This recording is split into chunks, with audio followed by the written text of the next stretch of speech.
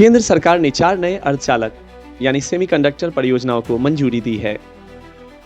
इन परियोजनाओं की कुल लागत 4,594 करोड़ रुपए है। इससे भारत की तकनीकी और इलेक्ट्रॉनिक्स उद्योग को मजबूती मिलेगी। विश्व स्तर पर अर्धचालक यानी सेमीकंडक्टर की मांग तेजी से बढ़ रही है। भारत आत्मनिर्भरता की दिशा में कदम बढ़ा रहा है। यह परियोजनाएं रोजगार के नए अवसर को सृजित करेंगी। सरकार की यह पहल डिजिटल भारत को सशक्त बनाएगी। यह निवेश इलेक्ट्रॉनिक्स उत्पादन को बढ़ावा देंगे। देश की वैश्विक प्रतिस्पर्धा में भी सुधार होगा। जम्मू कश्मीर में स्वतंत्रता दिवस के पर्व को लेकर सुरक्षा व्यवस्था कड़ी की गई है। पूरे क्षेत्र में शांति और सुरक्षा बनाए रखने के लिए विशेष सतर्कता बरती जा रही है। केंद्रीय और राज्य सुरक्षा एजेंसियां 24 घंटे चौकस हैं। आतंकी गतिविधियों को रोकने के लिए अभियान चलाए जा रहे हैं। नागरिकों को स्वतंत्रता दिवस जोर शोर से मनाने के लिए कहा गया है। सीमाओं पर भी विशेष सतर्कता रखी गई है। प्रशासन ने यातायात और बड़ी सभाओं पर नियंत्रण रखा है। पुलिस और अन्य बल तैनात किए गए हैं। पिछले वर्षों की तुलना में इस बार सुरक्षा और भी सख्त है।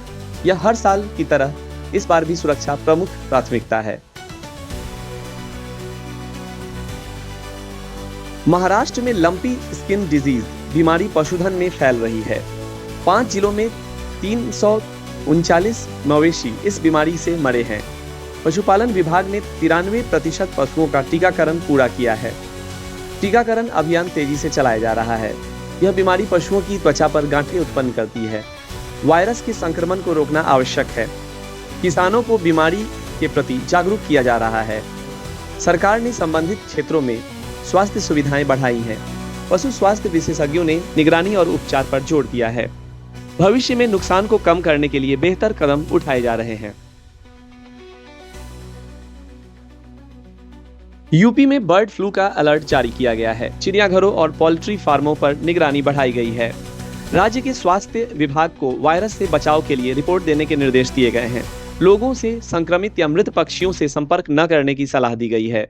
बर्ड फ्लू तेजी से फैल सकता है, इसलिए सावधानी जरूरी है। पोल्ट्री इंडस्ट्री के लिए यह चुनौती है। सरकार ने आपदा प्रबंधन को सक्रिय किया है। जागरूकता अभियान शुरू किए गए हैं। लोगों को संक्रमण के लक्षणों से अवगत कराया जा रहा है। बर्ड फ्लू से बचाव के लिए सभी प्रभावी कदम उठाए जा रहे हैं।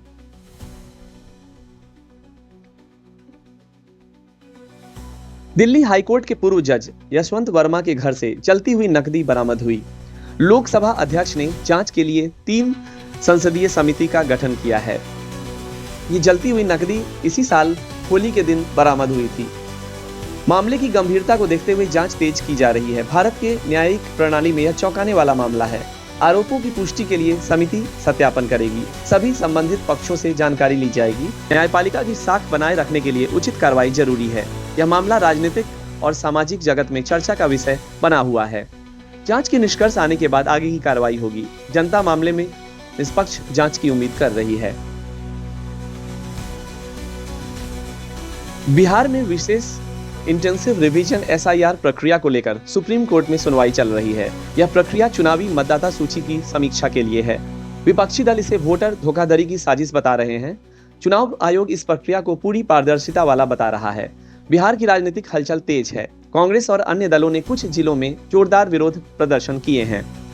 चुनाव आयोग ने प्रक्रिया में बेहतरी के लिए कदम भी उठाए हैं। जनता में मतदाता सूची के पुनरीक्षण को लेकर मतभेद दिख रहे हैं।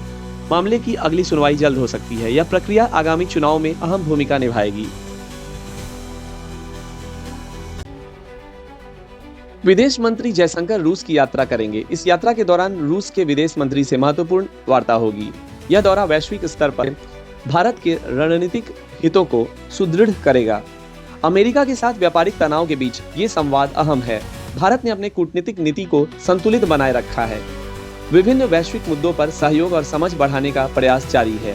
रणनीतिक साझेदारी दोनों देशों के लिए लाभकारी होगी। इस कदम से भारत की अंतर्राष्ट्रीय छवि मजबूत होती है। कूटनीतिक स्तर पर सक्रियता बढ़ाने का संकेत मिलता है।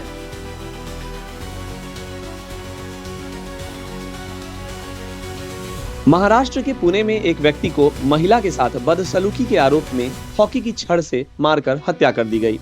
पुलिस ने 2 आरोपितों को गिरफ्तार किया है। मामले की जांच जारी है। समुदाय में इस घटना ने व्यापक आक्रोश उत्पन्न किया है।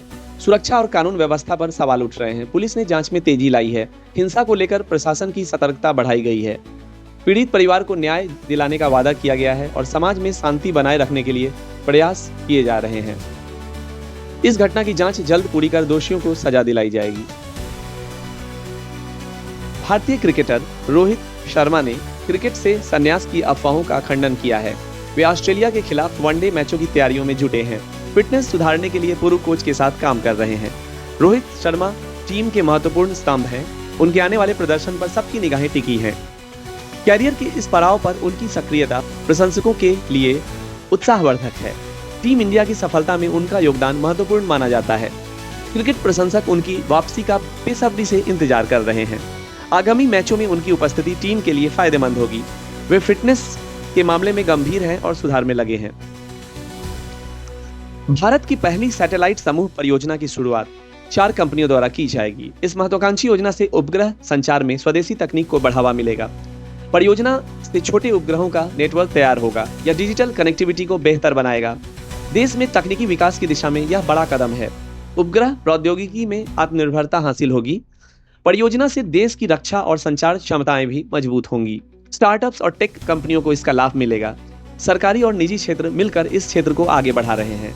यह प्रयास भारत को अंतरिक्ष क्षेत्र में एक दिन अग्रणी बना देगा।